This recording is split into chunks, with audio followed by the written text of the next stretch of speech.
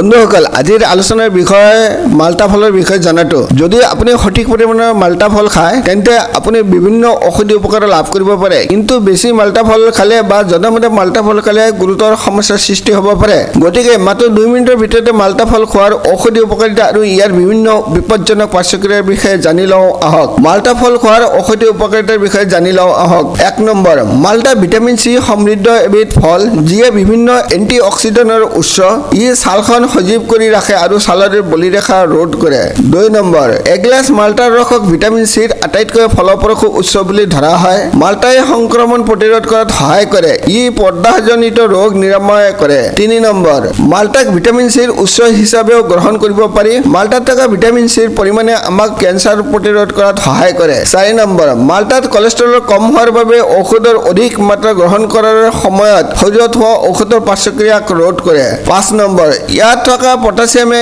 ইলেক্ট্ৰোলাইটৰ ভাৰসাম্য ৰক্ষা কৰে আৰু হৃদযন্ত্ৰ সুস্থ কৰি ৰখাত সহায় কৰে 6 নম্বৰ মাল্টাই পেট সুস্থ কৰি ৰাখে নিয়মীয়াকৈ মাল্টা সেৱন কৰিলে পেটৰ আলচাৰ আৰু কোষ্ঠকাঠিন্যৰ পৰা ৰক্ষা পাব পাৰি 7 নম্বৰ মাল্টাত থকা বিটা কেৰোটিনে কোষৰ ক্ষতি ৰোধ কৰাত সহায় কৰে 8 নম্বৰ দৈনিক মাল্টা খোৱাৰ অভ্যাসে আপোনাৰ চকুৰ দৃষ্টিশক্তি ভাল কৰি ৰাখে কাৰণ মাল্টাত ভিটামিন এ চি আৰু পটাছিয়াম থাকে এই ভিটামিনসমূহে আপোনাৰ চকুৰ দৃষ্টিশক্তিৰ বাবে অতি উপকাৰী 9 নম্বৰ মেগনেছিয়ামৰ উপস্থিতিৰ বাবে এই মাল্টা ৰক্তচাপ নিয়ন্ত্ৰণত সহায় কৰে 10 নম্বৰ এন্টিঅক্সিডেন্টৰ উপস্থিতিৰ বাবে মাল্টাই ওজন কমাবলৈ সহায় কৰে 11 নম্বৰ ই ভিটামিন চিৰে সমৃদ্ধ আৰু ভিটামিন চিৰ অভাৱত হোৱা ৰোগ যেনে ৰক্তহীনতা গাঁঠিৰ বিষ আঁঠুৰ পৰা ৰক্তক্ষৰণ আৰু দাঁত ক্ষয় আদি ৰোগৰ পৰা ৰক্ষা কৰাত সহায় কৰে 12 নম্বৰ ই ৰোগ প্ৰতিৰোধৰ ক্ষমতা বৃদ্ধি কৰাত সহায় কৰে আৰু ৰোগৰ বিৰুদ্ধে যুঁজ দিয়ে নিউমোনিয়া চিকিৎসাতো ই ফলপ্ৰসূ মাল্টা অতিমাত্ৰা খোৱাৰ